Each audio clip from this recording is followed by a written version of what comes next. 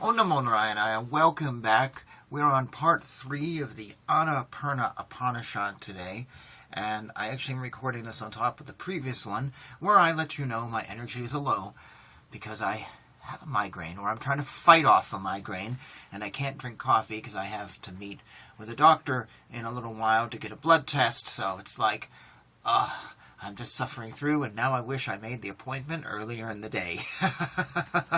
Oh, well. We'll get through this.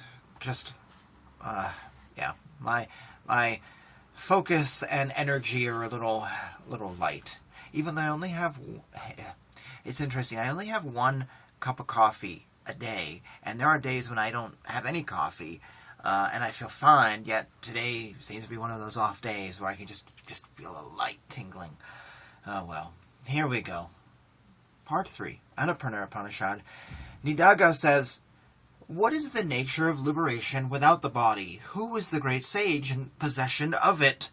Resorting to which yoga has he achieved that supreme status?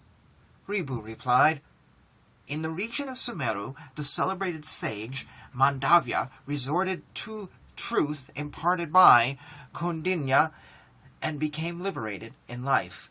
Having attained the status of Jivan Mukti, that foremost knower of Brahman, that great sage made up his mind, once upon a time, to withdraw all his sense organs from their respective objects.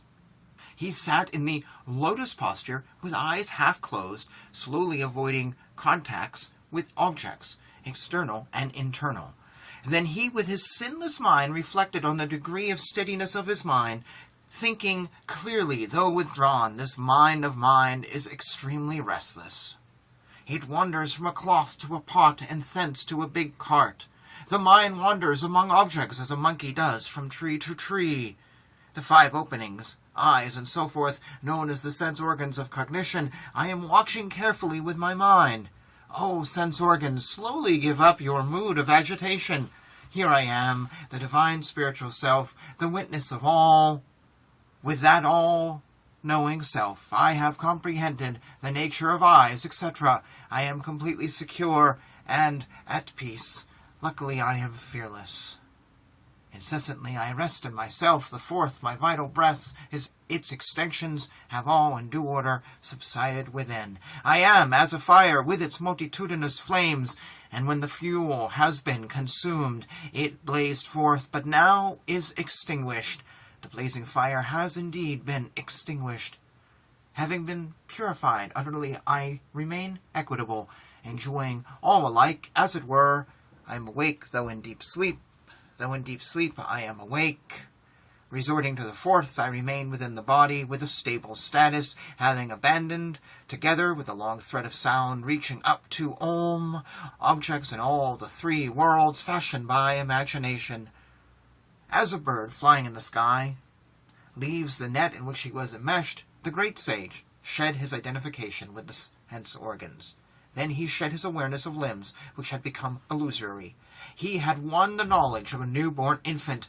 As if the air should give up its power to vibrate, he had terminated the proneness of consciousness to attach itself to objects. Then, attaining the unqualified state of consciousness, the state of pure being, resorting, as it were, to the state of dreamless slumber, he has stayed immovable like a mountain. Winning the stability of dreamless sleep, he attained the 4th. Though gone beyond bliss, he is still blissful. He has become both being and non-being. Then he becomes that which is beyond even the range of words, which is the nihil of the nihilist, and the Brahman of the knowers of Brahman. Which is the pure, blemishless cognition of the knowers of cognition, the Purusha of the Saikas, and the Ishvara of the Yogins. The Shiva of the Shivagamas, the time of those who affirm time alone as the basic principle, the final doctrine of all Shastra, and what conforms to every heart. Which is the all-pervading reality, the truth. He has become that, the unmotivated, the unuttered, the moveless, the illuminator even of lights, the principle whose sole proof is one's experience of it. He has become as that which is unborn, deathless, beginningless, and the first immaculate state, whole and impartite, he has remained as that, a state subtler than that of the sky. In a moment he has become the hallowed God, And thus ends part 3 of this Upanishad. Thank you so much for joining me on this very interesting Upanishad. And joining me on these mornings when I have a headache and really don't feel like doing this. But I'm honest and I put a human face on these videos.